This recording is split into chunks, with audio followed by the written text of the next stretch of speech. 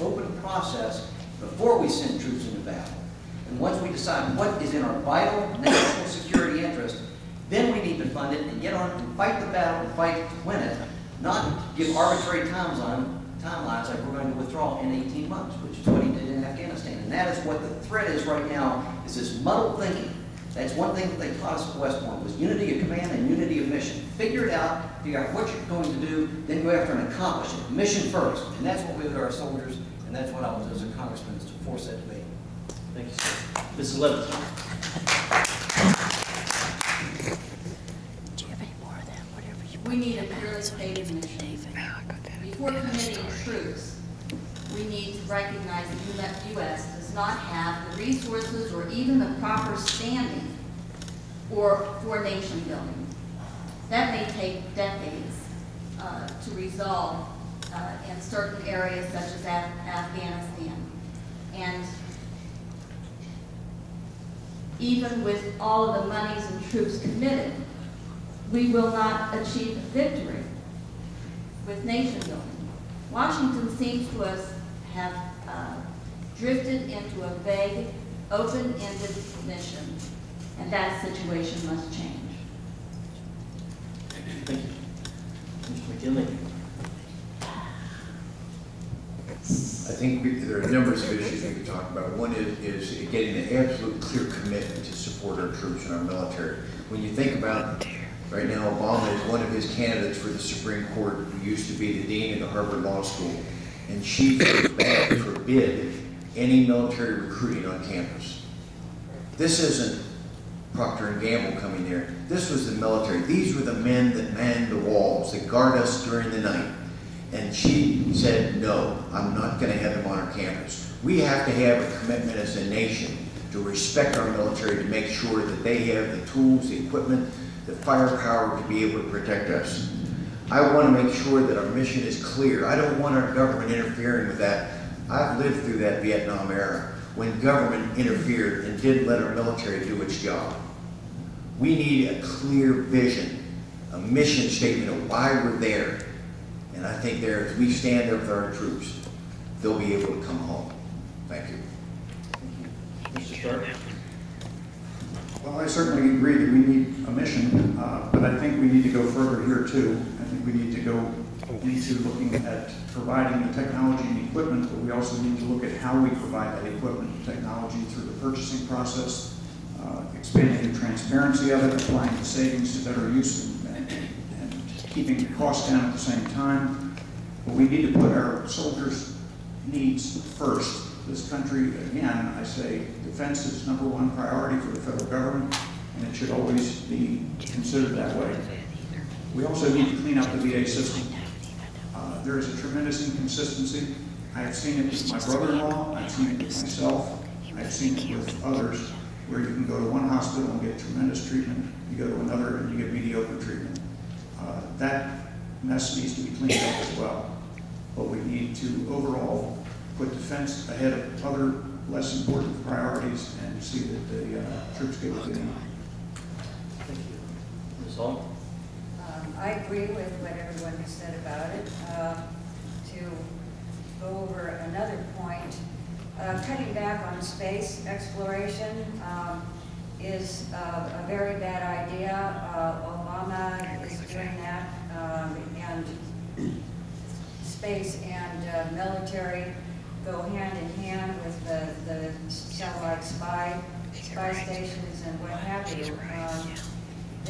The armed forces has to remain strong. I don't know that I can use the word remain.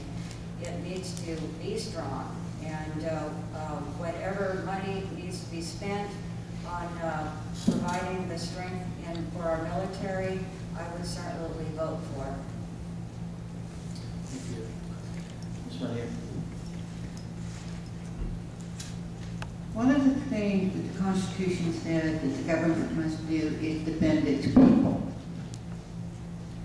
In order to defend its people, it must have a strong military and a strong defensive system. And we're to use the money to do just that. Ladies and gentlemen, Obama wrote a book. I will always stand with Islam. And you've seen what he's done in a year and a half. You need to be afraid. You need to be very afraid. And you need to elect a Republican to the Congress so we can stop this man's agenda. Thank you. Thank you. Ms. Levinson, what do you think is the best way to deal with illegal immigration, and specifically with the growing drug-related problems and illegals along the Mexican border? Well, I'll start with the other. Why would we on earth provide amnesty to illegal citizens? Non-citizens, I should say, illegals. We need to enforce the immigration law. We need to revise the 1968 immigration law.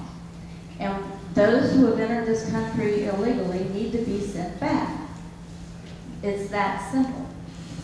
They are bringing crime to our streets with the increase in murders and drugs, and we need to stop that. And by all means, we need to support Arizona because the federal government is not doing their job right now. We need to support our citizens in keeping themselves safe. Thank you. Mr. McKinley. One quick things. One first is enforce the laws. We have the laws on the books.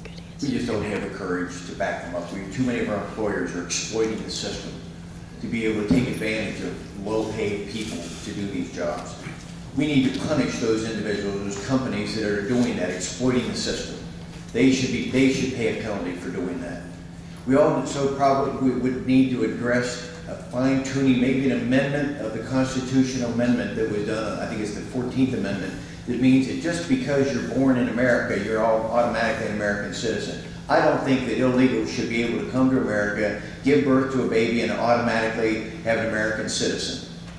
I don't think that's what was intended when the 14th Amendment was adopted, and so it needs to be altered as well with that.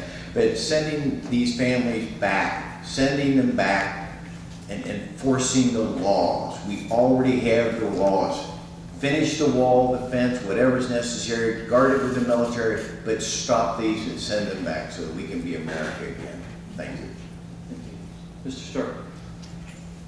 The only thing wrong with immigration policy in this country is the lack of backbone and willingness to enforce it. We have all the laws necessary on the books right now to deal with this problem. It should have been dealt with a long time ago, but the answer is simply pick them up, deport them. If they complain about the separation of family because of birthright citizenship, give them perfectly simple opportunity to take the baby with them. It's their baby, they should want to take them with them. Enforce the laws and use the E-Verify system, which is available. It's a database that employers use. Require it as a mandatory thing for every employer in the country, regardless of size, and enforce the law with regard to employment of illegals, and eliminate birthright citizenship because of